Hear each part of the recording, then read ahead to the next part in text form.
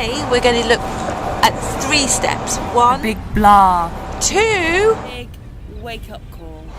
and 3. Big adventure. For inspiration, I've invited 3 of our most successful big leapers along to talk about how they managed and how they leapt in each step, 1, 2 and 3. It's great fun. I hope you'll enjoy them. When I was working as a management consultant, every single day was a drag. I just felt like I was treading water.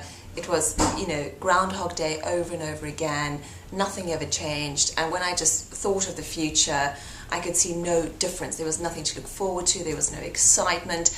Nothing really got me up in the morning with a spring in my step. And I just thought, I can't live my life like this. What it was like for me at the Daily Mail was I really enjoyed it for several years, and then I got to the point that I was sort of on the road to Broxville, and every morning getting on the train was an absolute nightmare.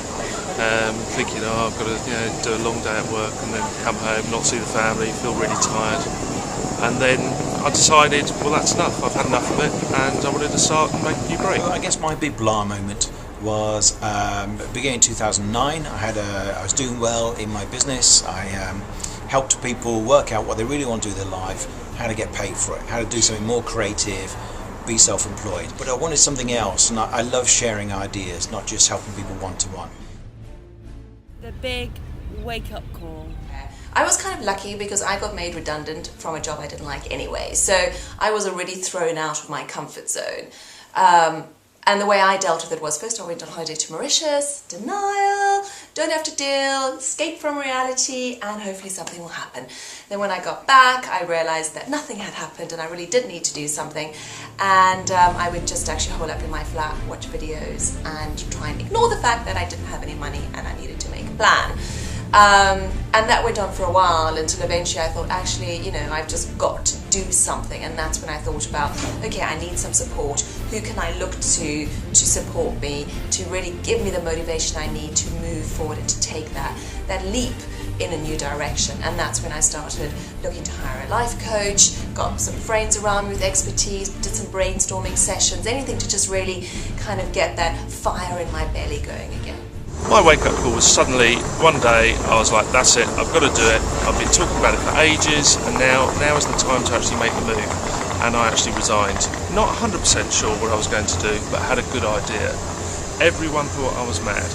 Or I think often people use the word brave, but looking in their eyes, knew that meant mad. The tips that I would actually use for before you resign is to make sure you've done your homework, know exactly what you want to do, and have the passion to do it as well.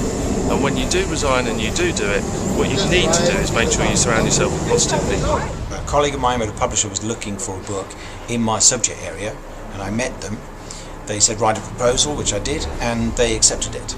So we then got into negotiating a deal, and I was on the way to being a published author, which was pretty damn exciting.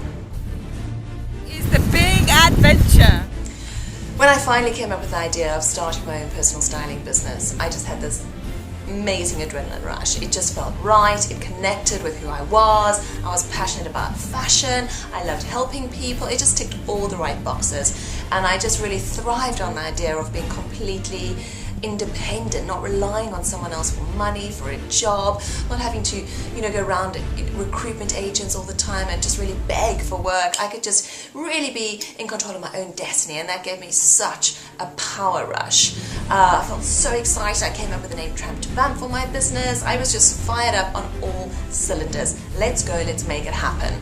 That lasted for a while, and it's great because it really gives you that motivation to get all your ducks in order, get out there, start networking, telling the world what you're doing.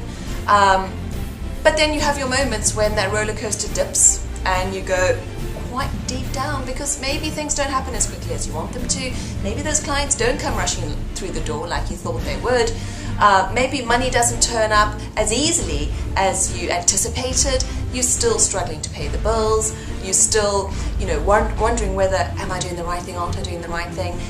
People can be negative. I had such a negative response from so many people when I mentioned what I was doing. I said, I'm going to be a personal stylist and I'm going to take people shopping. And they were like, who's going to pay for that?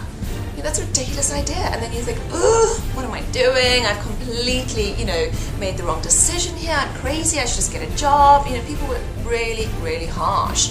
And I think it's, people always have their own opinions about things, and it's being able to kind of take that on board and not internalize it too much and keep going and keep following your dream. And I think that's kind of what helps you to survive. And if you can't survive those moments, you don't get through the down and back onto the up.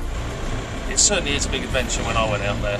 It was to the point of, I thought I'd enjoy the quiet and that solitude for a little while, but within the first 20 minutes I was tapping my thumbs. I was thinking, what on earth's going on? The phone's not ringing.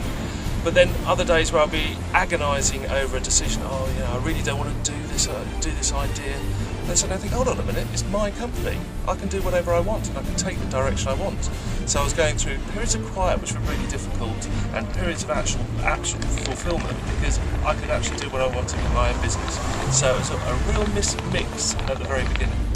So the next job was to write the book, which I'd never written a book before, clearly, never written more than a few thousand words. I started off writing bit by bit every day, and then towards the end had to write every single day for many hours.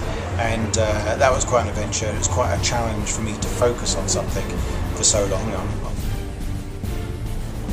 So I hope you enjoyed that. There we were covering the first 3 steps of the Big Leap process: the big laugh, the big wake-up call, and the big adventure.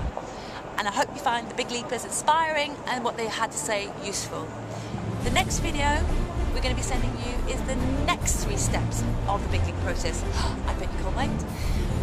So tune in soon and see you in a couple of days.